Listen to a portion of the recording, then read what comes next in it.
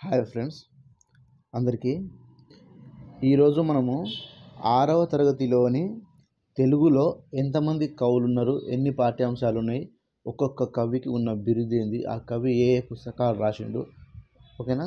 ఇవన్నీ మనం తెలుసుకుందాము. ఏ ఏ శతకాలు రాసిండు, ఆ శతకాల పేర్లు ఏంది, ఇవన్నీ మనము మామూలుగా చదివితే మనకు అర్థం కాదనమాట. వీటన్నింటిని నేను జస్ట్ ఒక చిన్న ప్రతిదానికి ఒక్కొక్క కోడ్, మనకు అవసరం ఉన్న దగ్గర కోడ్ చెప్తా, అవసరం లేని దగ్గర కోడ్ అవసరం లేదండి, ఇది మనం మామూలుగా చదివేసుకుంటే సరిపోతుందని చెప్పేస్తాను. కోడ్ వచ్చిన దగ్గర మాత్రం మీరు మళ్ళీ ఒక్కసారి చదివారంటే, ఒకసారి ఈ వీడియో చూసి మీరు ఒకసారి చదువుకున్నారంటే ఈజీగా మీకు లైఫ్ లాంగ్ మళ్ళీ ఎగ్జామ్లో డైరెక్ట్ బిట్ వచ్చినా పెట్టేటట్టు నేను మీకు కోడ్ చేసి పంపిస్తాను, ఓకేనా. మీరు చేయాల్సిందంతా ఏంటంటే జస్ట్ మీరు చూస్తూ నోట్స్ ప్రిపేర్ చేసుకుంటే మీరు మళ్ళీ మర్చిపోరు అన్నమాట.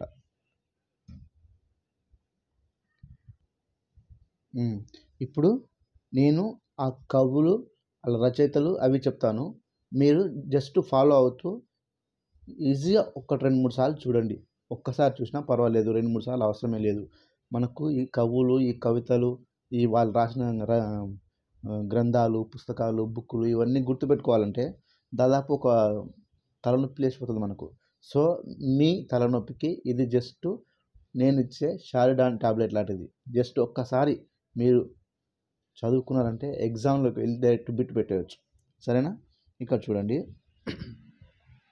ఈ ఫస్ట్ పాఠం శేషం లక్ష్మీనారాయణాచార్య గురించి ఇచ్చిండ్రు. సో ఈయన గురించి అంతగా ఎక్కువ ఏమి ఇవ్వలేదు, జస్ట్ ఆయన పేరు, డిస్ట్రిక్ట్, ఆయన తెలుగు భాష ఉపాధ్యాయునిగా రంగారెడ్డి జిల్లాలో పనిచేశాడని ఇచ్చారు. ఈయనది కరీంనగర్ జిల్లా, నగునూరు గ్రామం, శేషం లక్ష్మీనారాయణాచార్య. ఇంకోటి ఏంటంటే మనకు వీళ్ళ ఊర్లు కానీ వాళ్ళ తల్లిదండ్రుల పేర్లు కానీ ఏ జిల్లాలు కానీ అడగారన్నమాట. ఇప్పటివరకు మ్యాక్సిమం ఈ అన్నిటిలో ఒక జిల్లాల గురించి కానీ, వాళ్ళ డేట్ ఆఫ్ బర్త్ గురించి, వాళ్ళ పుట్టినరోజుల గురించి కానీ అడగలేదు. సో దాని గురించి మనం పెద్దగా ఆలోచన చేయాల్సిన అవసరం కూడా లేదు. నెక్స్ట్ ఇక్కడ అడగవచ్చు చూడండి, శేషం లక్ష్మీనారాయణాచార్య కరీంనగర్ జిల్లాలో నగునూరు గ్రామం మనకు తెలుసు కదా. ఆయన రంగారెడ్డి జిల్లాలో తెలుగు భాష ఉపాధ్యాయునిగా పనిచేశాడని ఉంది కదా. అయితే శేషం లక్ష్మీనారాయణాచార్య తెలుగు భాష ఉపాధ్యాయునిగా ఏ జిల్లాలో పనిచేశాడు అని రావచ్చు. అప్పుడు మనమేమో కరీంనగర్ కానీ, వరంగల్ కానీ, ఇంకా రంగారెడ్డి కానీ ఏమైనా ఇస్తే మనం బాగా చదువుకొని ఉంటాం, శేషం లక్ష్మీనారాయణాచార్య కరీంనగర్ అని. అది రాగానే టక్కున పెట్టేస్తాం. సో అలా కాకుండా కొంచెం జాగ్రత్తగా ఉంటే సరిపోతుంది. ఈయన అనేక పద్య, వచన, గేయ కవితలను కూడా రాశాడనమాట. దేశభక్తి గీతాలు, శ్రమకు సంబంధించినవి ఈయన బాగా రాస్తుంటాడు. సో ఈయన వివిధ పత్రికల్లో ఈయన రాసిన పద్యాలు కానీ, వచనాలు కానీ, కవితలు కానీ ప్రచురించబడ్డాయి. టీవీల్లోనూ, రేడియోలోనూ కూడా ప్రసారమైనాయి అన్నమాట. అనేక మంది శ్రోతలను ఆకట్టుకున్నాయని ఇచ్చారు. ఓకే. ఈయన రాసిన విమర్శన వ్యాసాలు దక్షిణ భారత హిందీ ప్రచార సభ వారి శ్రవంతి పత్రికలో ప్రచురించబడ్డాయి అని ఇచ్చారు. ఇది రావచ్చు. శేషం లక్ష్మీనారాయణాచార్య గారు రాసిన విమర్శన వ్యాసాలు, ఓకేనా, ఏ పత్రికలో ప్రచురించబడ్డాయి అని ఇచ్చినాక అక్కడ ఆప్షన్ చూడండి, దక్షిణ భారత హిందీ ప్రచార సభ వారు అని ఇవ్వచ్చు. సేమ్ ఇలాంటిది దక్షిణ భారత తెలుగు ప్రచార సభ వారు అని ఇవ్వచ్చు. తర్వాత ఇంకా దక్షిణ భారత దానిలోనే పేర్లు మార్చేసి అటు ఇటు చేసి ఇవ్వచ్చు. లేదంటే 1 or 2 అని ఇవ్వచ్చు, లేకపోతే ఏది కాదని ఇవ్వచ్చు. అట్లా మనం కన్ఫ్యూజ్ చేసే అవకాశం ఉంటుంది. మనం జస్ట్గా పైన ఓవరాల్గా చదువుకొని పోతాం కాబట్టి అక్కడ దానికి సంబంధించిన 2 వస్తే అప్పుడు టెన్షన్ పడిపోతాం అనమాట. సో ఇదొక్కటి గుర్తుపెట్టుకోండి.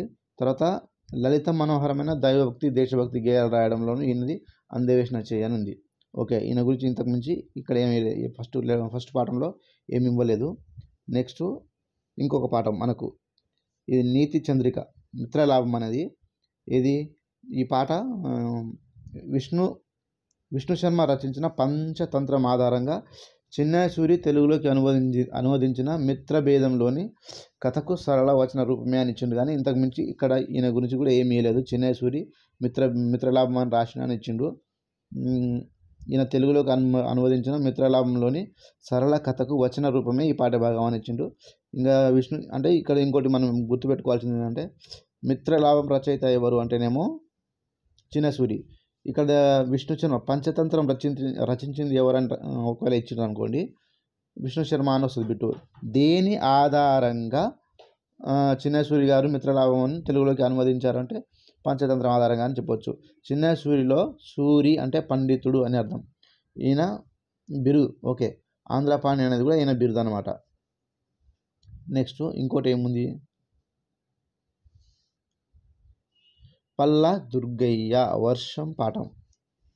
ఓకేనా, ఇదొక్కసారి ఈ ఖండికల గురించి నేను సపరేట్గా ఒకటి ప్రక్రియలు వాటి ఇతివృత్తాల గురించి ఈ 6వ తరగతి అన్ని పాఠాలకు సంబంధించింది ఒక పేపర్ రాసి పెట్టాను. అదంతా ఒక వీడియోలో చేసి పెడతాను. అది కూడా ఒకసారి చదివితే మళ్ళీ చదవాల్సిన అవసరమే లేదు. సో ఇప్పుడు మనం ఈ పల్లా దుర్గయ్య గారి గురించి తెలుసుకుందాం.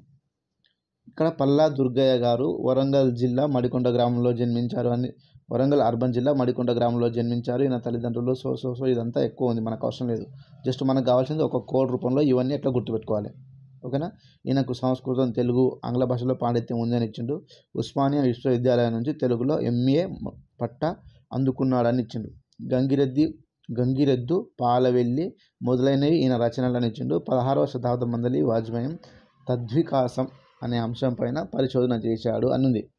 మరి ఇదంతా మనం ఏడ గుర్తుపెట్టుకుంటాం. సో దీనికి సంబంధించింది ఒక చిన్న కోడ్ చెప్తా చూడండి. ఇక్కడ రాశాను. అంటే ఈ కోర్స్ అనేది అక్కడ నిజం జరిగిందా, జరిగిందా లేదా అనేది మనకు సంబంధం లేదు. ఇది మనకు ఎగ్జామ్లో గుర్తుందా, దాని నుంచి మనకు బిట్ వస్తే మనం పెట్టగలిగినామా లేదా అనేది మనకు ముఖ్యం. సో ఇక్కడ చూడండి, నేను ఇలా రాసుకున్నాను. నేనైతే ఇలా రాశాను గుర్తుపెట్టుకోవడానికి. 16వ శతాబ్దంలో పల్లా దుర్గయ్య పాలవెల్లి వెళ్ళి గంగిరెద్దును కొన్నందుకు ఈయన ఓయు నుంచి తెలుగులో మొట్టమొదటి పట్టా పొందారు అని ఉంది. ఇంకా ఇందులోనే అన్నీ వచ్చేసినాయి చూడండి. పాలవెల్లి, గంగిరెద్దు ఈయన రచనలు. ఓకేనా, ఈ 16వ శతాబ్దం నందలి వాజ్మయం ఇది ఉంది కదా, అది వచ్చేస్తుంది. ఇంకోటి ఏంటంటే మనకు కావాల్సింది ఓయు నుంచి తెలుగులో మొట్టమొదటి పట్టా పొందారు అని ఉంది, ఇది కూడా వచ్చేస్తుంది. సో ఈయన గురించి ఇదొక కోడ్ పట్టేసుకుంటే ఈయన రచనలు ఇవన్నీ మనకు వచ్చేస్తాయి అన్నమాట. సో ఒకసారి ఇది గుర్తుపెట్టుకోండి. 16వ శతాబ్దంలో పల్లా దుర్గయ్య పాలవెల్లి అనే ఊరు, అంటే పాలవెల్లి ఏదో ఒక ప్లేస్ వెళ్ళి గంగిరెద్దును కొనుక్కొని వచ్చినందుకు ఈయనకు ఓయు నుంచి, అంటే ఉస్మానియా యూనివర్సిటీ నుంచి తెలుగులో మొట్టమొదటి పట్టా వచ్చింది, లేదంటే పొందారు అన్నది. ఓకేనా, జస్ట్ ఇది గుర్తుపెట్టుకుంటే మనకు అయిపోయాయి. ఎగ్జామ్లో రాగానే ఇవన్నీ బిట్స్ ఇక్కడ కవర్ అయిపోయినాయి అనమాట. అలాగే నెక్స్ట్ ఇక్కడ చూడండి, ఈ శతక శుద్ధ అని ఉంటాయి కదా, అందులో నుంచి ఇంకా ఇవైతే మనకు ఎవరెవరు ఏ శతకాలు ఎవరు రాసిండ్రు, ఆ శతకాలతో పాటు వాళ్ళ రచనలు కూడా గుర్తుపెట్టుకోవాల్సి వస్తుంది. కాబట్టి ఒక్కొక్కటి సింపుల్గా చెప్తాను, ఈజీగా మీకు గుర్తుంటుంది. ఒకసారి చూస్తే మళ్ళీ మర్చిపోలేరు. ఓకేనా, సుమతి శతకం బద్దెన, ఈయన గురించి కూడా ఇక్కడ ఎక్కువ ఏం మీలేదు, మామూలు అడ్జస్ట్ ఇచ్చిండ్రు. లౌకిక నీతులను అతి సులువుగా కంద పద్యాల్లో ఇమిడ్చి సుమతి శతకాన్ని రాసిన బద్దెన అని ఇచ్చిండ్రు. ఇంకా వేములవాడ చాళుక్య రాజు భద్రభూపాలుడే బద్దెన అని కూడా చరిత్రకారుల అభిప్రాయం అని ఇచ్చిండ్రు. ఇంకా ఈయన గురించి మనం గుర్తుపెట్టుకోవాల్సి వస్తే సుమతి శతకంతో పాటు నీతి శాస్త్ర ముక్తావళి అనే గ్రంథాన్ని రచించిండు.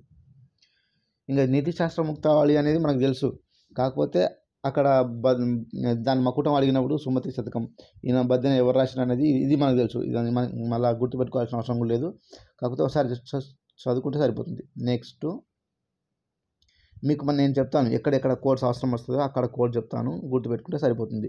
ఇక్కడ శ్రీకాళహస్తీశ్వర, దీన్ని రాసింది దూర్జటి గారు, మహాకవి దూర్జటి, 16వ శతాబ్దం చెందినవాడు. శ్రీకృష్ణదేవరాయల ఆస్థానంలో ఈయన్నే అష్టదిగ్గజ కవులు ఉంటారు కదా శ్రీకృష్ణదేవరాయలలో, వారిలో ఒకడన్నమాట. ఈయన రాసింది 1, 2 రాశాడు, అంటే మనకు బుక్లో 2 ఇచ్చారు. శ్రీకాళహస్తీశ్వర శతకంతో పాటు శ్రీకాళహస్తి మహాత్మ్యము అనే ప్రబంధాన్ని కూడా రాశారు. ఓకే, ఈయనను అతులిత మాధురి మహిమ కలవాడని శ్రీకృష్ణదేవరాయలు ఇతడిని ప్రస్తుతించేవాడన అని మాత్రం ఉంది. అయితే ఇక్కడ మనం గుర్తుపెట్టుకోవాల్సింది ఏం లేదు, ఒకటే, శ్రీకాళహస్తీశ్వర అంటేనేమో శతకం, శ్రీకాళహస్తి మహాత్మ్యం అంటే ప్రబంధం. ఇదొక్కటి గుర్తుపెట్టుకుంటే సరిపోతుంది.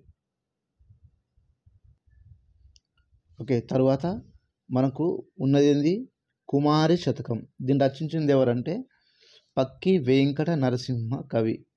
అంటే మనం ఇలా చదువుకొని వెళ్తాం కుమార శతకం పక్కి వెంకట నరసింహ కవి అని. కానీ మనకు ఎగ్జామ్లో గుర్తుకు రావాలి కదా. దీంతో పాటు ఆయన కుమార శతకం ఇంకా 1 ఆర్ 2 అని ఇస్తారు. తర్వాత ఏది కాదని ఇస్తారు. తర్వాత వేరే ఏదైనా శతకం ఇస్తాడు. లేదంటే ఇది రాసిన వేరే వాళ్ళ పేర్లు ఇచ్చి కుమార శతకాన్ని ఎవరు రాసిండు అని ఇచ్చారు. మనకు గుర్తుండాలంటే జస్ట్ మనం ఏం చేసుకోవాలి, జస్ట్ కోడ్ తయారు చేసుకోవాలి. అంటే ఇది జస్ట్ గుర్తుపెట్టుకోవడానికే, మీరు తప్పుగా అనుకోవద్దు. ఎందుకంటే నేను ఇలా గుర్తుపెట్టుకున్నా, పక్కింటి కుమారి బాగుంది అని గుర్తుపెట్టుకున్నా. పక్కింటి కుమారి ఇంకా మనకు మళ్ళీ సచిన మర్చిపోయింది ఇట్లాంటివి. ఓకేనా, మనకు కొంచెం ఇంట్రెస్ట్ ఎక్కువ ఉంటుంది కదా ఇట్లాంటివి. ఓకే, పక్కింటి కుమారి బాగుంది అని గుర్తుపెట్టుకున్నాం. అంటే పక్కింటి కుమారి పక్కి వెంకట నరసింహ కవి. ఓకేనా, కుమార శతకం కూడా ఉంది, ఇది కూడా గుర్తుపెట్టుకోండి. పక్కి అప్పల నరసయ్య ఆయన కుమార పక్కి అప్పల నరసయ్య. సో దీనికి మాత్రం పక్కింటి కుమారి బాగుందని కోడ్ పెట్టుకుంటే సరిపోతుంది. నెక్స్ట్ ఇంకెవరు మనకు కోడ్ ఎక్కువ అవసరమయ్యే దగ్గర చెప్తాను నేను. 4 సుభాషిత రత్నావళి. ఇది జస్ట్ ఒక అనువాదం మాత్రమేనండి. ఇది మన ఏనుగు లక్ష్మణ కవి గారు దీన్ని రాయలేదు, జస్ట్ ఓన్గా రాయలేదు, అనువాదం చేశారు. సంస్కృతంలో భర్తృహరి రాసిన సుభాషిత త్రిశతిని తెలుగులో అనువదించిన కవులలో ఏనుగు లక్ష్మణ కవి ఒకరు. ఈయన పెద్దాపురం సంస్థానంలోని పెద్దాడ గ్రామ నివాసి. అయితే ఈయన సుభాషిత రత్నావళితో పాటు ఈయన ఓన్గా రచించినవి కొన్ని ఉన్నాయి. అవి ఏంటంటే రామేశ్వర శతకము, విశ్వామిత్ర చరిత్రము, గంగా మహత్యము మొదలైన రచనలు చేశాడని ఉంది. ఓకే, ఇంకా ప్రజల నాలుకలపై నాట్యమాడి సులభమైన రమ్యమైన శైలిలో ఇతని పద్యాలు ఉంటాయని కూడా ఉంది. అదంతా మనకు అవసరం లేదు. ఓకే, ఇక్కడ చూడండి, రత్నాలతో ఏనుగును అలంకరించాడు అని గుర్తుపెట్టుకోండి. ఎందుకంటే సుభాషిత త్రిశతిన సుభాషిత ఇది రత్నావళిన అక్కడ మనకి ఎవరు రాసింది రెండు ఇస్తాడు. ఏనుగు లక్ష్మణ కవి రచించింది ఏది అనిచ్చి సుభాషిత త్రిశతి ఇస్తాడు, సుభాషిత రత్నావళి ఇస్తాడు, ఇంకా వేరే ఇస్తాడు. సో మనకు ఆప్షన్స్ కన్ఫ్యూజ్ అయిపోతాం. ఇక్కడ రత్నాలతో ఏనుగును అలంకరించాడు అని పెట్టుకుంటే ఇంకా అయిపోయాయి. రత్నాలు ఏనుగు, ఒక ఏనుగు లక్ష్మణ కవి సుభాషిత రత్నావళి అని గుర్తుపెట్టుకోవచ్చు. ఇంకా ఈయన రాసిన మిగతా రచనలు కూడా ఉన్నాయి. అవి ఏంటంటే ఇక్కడ గుర్తుపెట్టుకుందాం చూడండి. ఇంకా ఈయనకు 3 కూతుర్లు అనమాట. ఆ కూతుర్ల పేర్లు మనకు కూతుర్లు గుర్తుంటారు కదా, అంటే జస్ట్ మళ్ళీ తప్పుగా అనుకోకండి, గుర్తుపెట్టుకోవడానికి. ఈయనకు 3 కూతుర్లు. ఆ 3 కూతుర్ల పేర్లు, ఒక ఆమె పేరు రామేశ్వరి, విశ్వామిత్రి, గంగ. ఇట్లా గుర్తుపెట్టుకుందాం. ఇంకా రామేశ్వరి, విశ్వామిత్రి, గంగ ఇవి గుర్తుపెట్టుకున్నామంటే అయిపోయాయి. ఇంకా ఏవేవి రామేశ్వర శతకము, విశ్వామిత్ర శతకము, గంగా మహత్యం ఇవన్నీ వచ్చేస్తాయి అనమాట. దీంతోపాటు ఇక్కడ నుంచి స్టార్ట్ అవుతాయి అసలైన కోడ్లు. వీళ్ళు మామూలుగా చిన్న రచనలు చేసిన వాళ్ళవి ఉన్నాయి. నెక్స్ట్ ఇంకెవరు ఉన్నారు, ఇక్కడ చూడండి, ప్రభు తనయ శతకం కౌకుంట్ల నారాయణరావు. ఇక్కడ దీన్ని మనం ఏ విధంగా గుర్తుపెట్టుకుంటాం అంటే, మన ప్రభు ఎవరు, తెలంగాణ ఒకప్పుడు కేసీఆర్, అంటే తెలంగాణ తెచ్చిండు కేసీఆర్, తెలంగాణ ఇంకా మనకి కాంట్రవర్సీ అయిపోతుంది, దాని జోలికి మనకు వద్దు. కేసీఆర్ తెలంగాణ జాతిపిత అంటారు, తెలంగాణ తెచ్చిన. ఇప్పుడు తనయ అంటే మనకు కల్వకుంట్ల కవిత ఎవరు, మన కేసీఆర్ గారి కూతురు. సో కేసీఆర్ ప్రభు తనయ ఎవరు, కల్వకుంట్ల కవిత. ఈ కల్వకుంట్ల రాగానే మనకు తనయ, కేసీఆర్ తనయ, కల్వకుంట్ల ఇవి రాగానే తనయ శతకం, ప్రభు తనయ శతకం ఎవరు రాసినట్టే కౌకుంట్ల నారాయణరావు. ఇంకా కౌకుంట్ల నారాయణరావు ఈజీగా గుర్తుంటుంది మనకు. ఓకేనా, ఇది గుర్తుపెట్టుకుందాం. దీని తర్వాత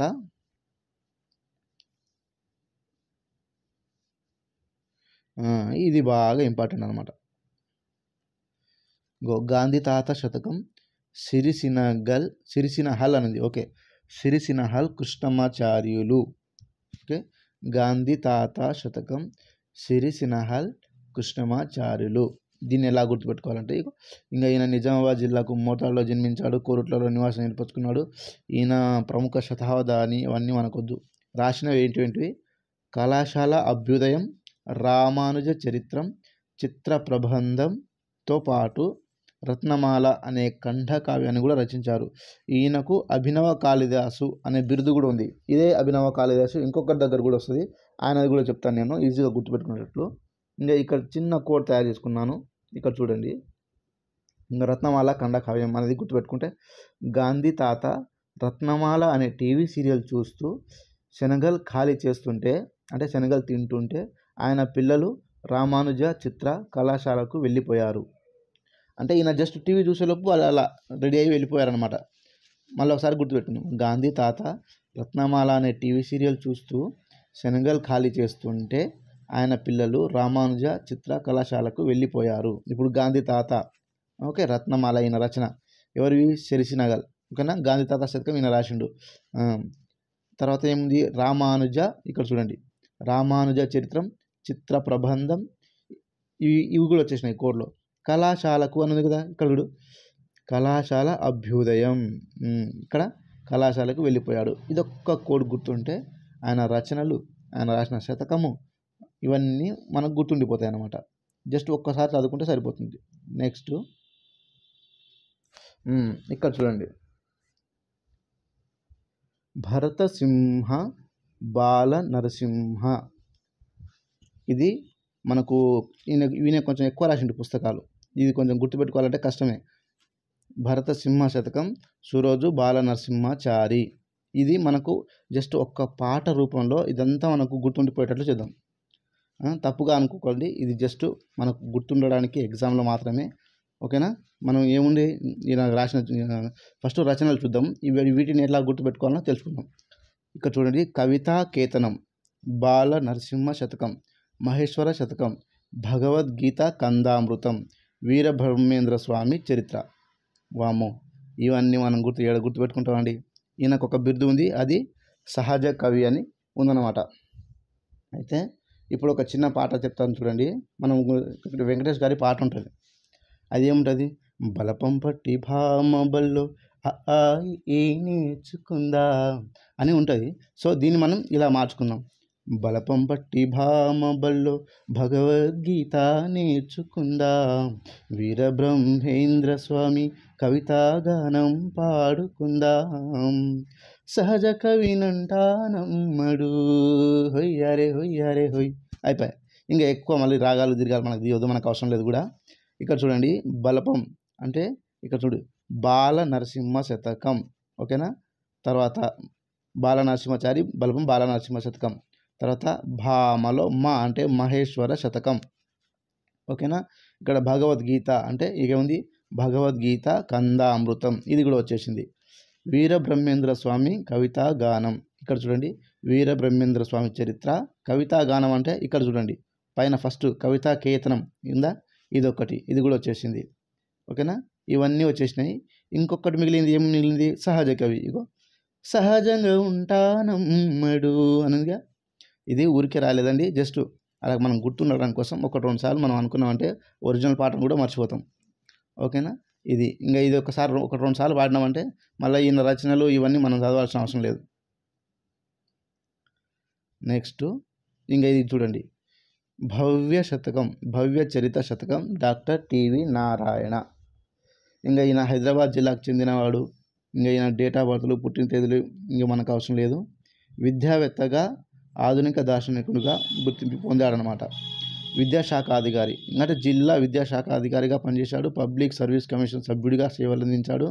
ఇంకా ఈయన రచనలు ఏమున్నాయంటే జీవన వేదం ఆశపుత్ర శతకం భవ్య చరిత శతకం ఆత్మదర్శనం కవితా సంపుటి అమర వాక్సుధా సంపది అనేది ఉపనిషత్తులపైన వ్యాస సంపుటి మొదలైనవి ఈయన రచనలు. మరి ఇవన్నీ ఏడ గుర్తుపెట్టుకొని ఎగ్జామ్లో తలనొప్పి ఏడ తెచ్చుకుంటాం మనం. జస్ట్ కోడ్ చెప్తాను చూడండి. టీవీలో చూసి జాబ్ రాలేదని అమర్ ఆత్మహత్య కవిత రాసి చనిపోయాడు. జాబ్ జేఏబీ జాబ్ అని రాశాను, యాక్చువల్గా అది స్పెల్లింగ్ కరెక్ట్ కాదు, జేఓబీ అని వస్తుంది. కానీ కోడ్లు అంటే ఏంటివి మనకు అనుకూలంగా తయారు చేసుకోవడమే కోడ్లు. సో ఇక్కడ చూడండి టీవీ అంటే ఇంకా మనకు గుర్తుండిపోతుంది టీవీ నారాయణరావు ఓకేనా. టీవీ నారాయణరావు టీవీలో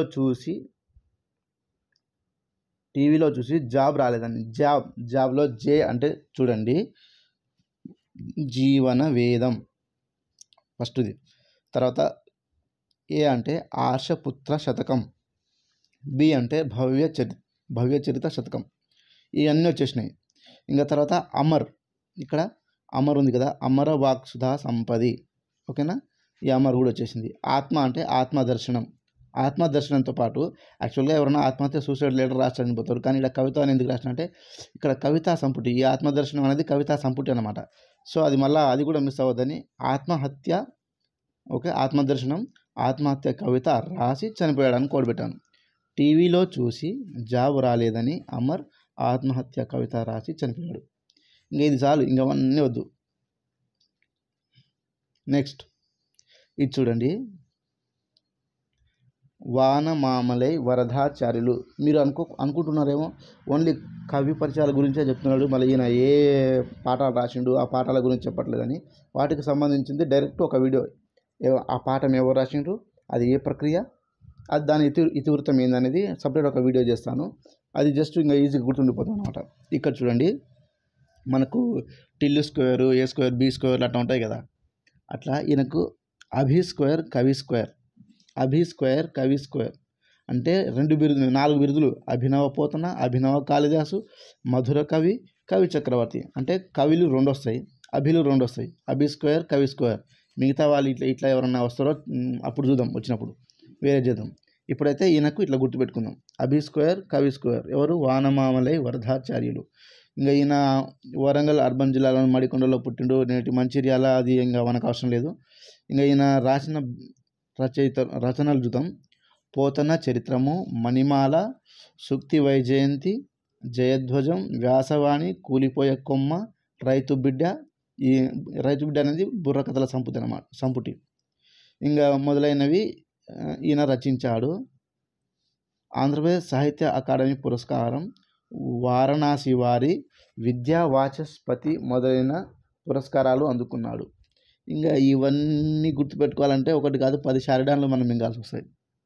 ఓకేనా? తలనొప్పికి. ఒక్కసారి పైకి వెళ్ళి కోడ్ చూసేద్దాం. ఇక్కడ చూడండి, రైతు బిడ్డ కూలిపోయే కొమ్మ మీద కూర్చొని పోతన చరిత్రము అనే వ్యాసవాణి రాస్తుండగా ఆయన భార్యలు మణిమాల, వైజయంతి వచ్చి జయ జయనాదాలు పలికారు అని రాశాను. నిజంగా ఆయన భార్యలు కాదండి, జస్ట్ అలా రాశాను. వాళ్ళ పేర్లు కూడా మనకు తెలియదు. అంటే అప్పట్లో పాతకాలం వాళ్ళు 2 పెళ్ళిళ్ళు చేసుకునేటోళ్ళు కదా, మనకు అన్నమయ్య సినిమాలో కూడా ఉంది అట్లా. అట్లా అని ఇంకోటి ఈ రెండు నేమ్స్ ఏమైతే లేడీస్ నేమ్స్ తోటి వస్తాయి కాబట్టి అట్లా ఆ క్యారెక్టర్లు యాడ్ చేశాను అనమాట. ఒకసారి మళ్ళీ చదువుకుందాము. రైతు బిడ్డ కూలిపోయే కొమ్మ మీద కూర్చొని పోతన చరిత్రము అనే వ్యాసవాణి రాస్తుండగా ఆయన భార్యలు మణిమాల, వైజయంతి వచ్చి జయ జయనాదాలు పలికారు. ఇంకా మీరు ఈజీగా చూసుకోవచ్చు. ఇంకో ఈ రైతు బిడ్డ వచ్చింది, కూలిపోయే కొమ్మ వచ్చింది, పోతన చరిత్రం వచ్చింది, వ్యాసవాణి వచ్చింది, జయధ్వజం. ఈ జయ జయనాదాలు అని ఉంది కదా, ఇక్కడ జయధ్వజం కూడా వచ్చేసింది. తర్వాత ఇంకో మణిమాల కూడా వచ్చేసింది. వైజయంతి అని రాశాను, సూక్తి వైజయంతి గుర్తుపెట్టుకుంటే సరిపోతుంది. వైజయంతి వస్తే అది కూడా వచ్చేస్తుంది. సో ఇది కూడా అయిపోయింది అనమాట. ఓకేనా? ఇది ఈజీగా గుర్తుంటుంది. మరొకసారి చెప్తున్నాను. రైతు బిడ్డ కూలిపోయే కొమ్మ మీద కూర్చొని పోతన చరిత్రము అనే వ్యాసవాణి రాస్తుండగా ఆయన భార్యలు మణిమాల, వైజయంతి వచ్చి జయ జయనాదాలు పలికారు. ఇంకా ఆయన బిరుదులు ఉన్నాయి కదా, అభి స్క్వేర్ కవి స్క్వేర్, అభి స్క్వేర్ కవి స్క్వేర్, అభినవ పోతన, అభినవ కాళిదాసు. ఇంకోటి నేను అప్పుడు మీకు ఈ అభినవ కాళిదాసు ఇంతకుముందుకు ఒక దగ్గర వచ్చింది. ఎవరి దగ్గర? సిరి సినహల్ కృష్ణమాచార్యాలు ఎవరు ఉంది, ఆయన దగ్గర వచ్చింది. ఓకేనా? అది గుర్తుపెట్టుకోండి, ఆయనకు ఈయనకు ఇద్దరికి. తర్వాత మధుర కవి, కవి చక్రవర్తి. ఇది అయిపోయింది. నెక్స్ట్ ఇంకెవరిది ఉంది? ఇక్కడితోటి ఏమైంది మనకు? వానమామలై వరదాచార్యులు అయిపోయింది. ఇది ఉంది కదా, ఈ భవ్య చరిత్రంతో శతక సుధాలోని పద్యాలకు సంబంధించిన శతక కవుల గురించి అయిపోయింది. దీని తర్వాత వానమామలై వరదాచార్యులు కూడా అయిపోయింది. దీని తర్వాత ఎవరున్నారు మనకు? నెక్స్ట్ గోన బుద్ధారెడ్డి. ఇది గోన బుద్ధారెడ్డి. ఈయన గురించి ఎక్కువ కూడా ఏమి ఇవ్వలేదండి.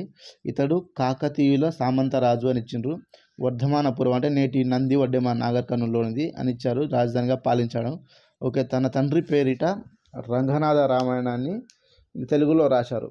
ఓకే, ఇది తెలుగులో తొలి రామాయణం. అయితే ఈయన ఎక్కడి వరకు గుర్తుపెట్టుకోవాలి? రంగనాథ రామాయణాన్ని యుద్ధకాండ వరకు రాశారని గుర్తుపెట్టుకోవాలి. ఎవరు? మన గోన బుద్ధారెడ్డి. గోనగన్నారెడ్డి గుర్తుపెట్టుకుంటే సరిపోతుంది మనకు. కాకతీయుల సామంతరాజు కదా, ఆయన కూడా కాకతీయుల సామంతరాజు, ఈయన కూడా కాకతీయుల సామంతరాజు. ఇంకోటి ఎట్లా గుర్తుపెట్టుకోవాలంటే ఎక్కడి వరకు రాసిందంటే రంగనాథ రామాయణము యుద్ధకాండ వరకు. ఇప్పుడు మనము రుద్రమదేవి సినిమాలో కూడా గోనగన్నారెడ్డి ఎక్కడి వరకు వస్తాడు? యుద్ధం వరకు, యుద్ధకాండ అంటే యుద్ధం వరకు వచ్చి మనకు సపోర్ట్ చేస్తాడు. రుద్రమదేవికి, అట్లా గుర్తుపెట్టుకుందాం. రంగనాథ రామాయణం యుద్ధకాండ వరకు వచ్చి ఈయన రాస్తాడు. మిగిలినది ఈయన కుమారులు అనమాట. కాచ భూపతి, విఠలనాథుడు పూర్తి చేస్తారనమాట. ఓకే, ఇది తెలుగులో తొలి రామాయణం. ఇంకా ఇందులో శైలి సరళంగా మధురంగా ఉంటుంది. గుర్తుపెట్టుకుంటే సరిపోతుంది. నెక్స్ట్ ఇది చూడండి, జస్ట్ ఒక కవిత అనమాట. ఇది ఒక కవితలాగా కోడ్లో గుర్తుపెట్టుకున్నాం. ఎవరు ఇది? పొట్లపల్లి రామారావు గారు.